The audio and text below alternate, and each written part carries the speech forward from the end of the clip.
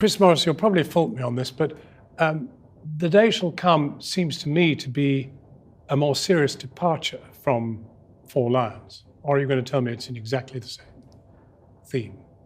No, it's not exactly the same theme, because I think Four Lions is about five people who are terrorists. Right. And this is about a group of people who definitely aren't.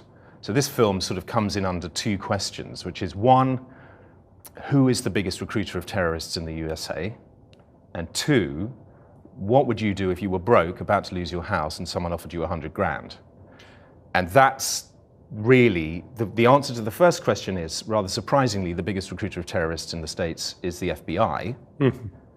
And the answer to the second one gives you the clue as to how our story works. Because the FBI have accidentally, it seems, developed a system which works rather well. And the system is, they make up a terrorist plot, they find someone to try and carry it out, and they arrest them for doing that. And then get the kudos for having fought the Great War against terrorism. Well, they get all sorts of things, really. I mean, it's quite complicated, but I guess the essential element of our story is that these people are not terrorists, but the government ends up putting them in jail for very long as if they terms. were. Yes, 25, 30 years.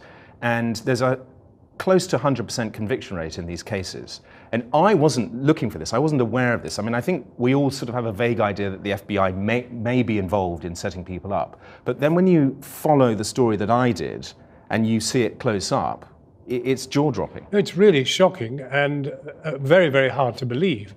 And yet the statistics, once you lay them out, are quite extraordinary. I mean, we're talking about 100 incidents of the FBI doing this, 100 known incidents. More, actually, more. Yes, I mean, I say it's based on 100 true stories. That's Yeah. a sort of notional 100. It's in the right ballpark. It's more likely 300. But 300 times, the FBI have managed to pin a crime on essentially innocent people who were just part of some casual grouping, who they trained to be terrorists and then arrested and jailed. yes, if I may take the FBI's side for a second, it sort of works like this. You're freaked out by 9/11. You have to cover yourself because you're implicated in some of the sloppy procedures that led to 9/11. So you talk the threat up. You say there's a sleeper cell in every city, and then you go and find it. Now, you don't know what you're looking for.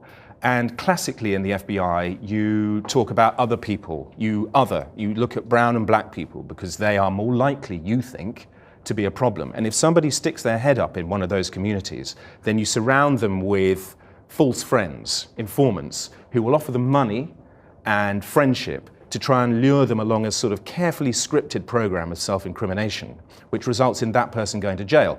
And you will say to the court as a prosecutor, is it better that this person goes to jail or that we let them go back out on the street? And the juries always say, better put them in jail.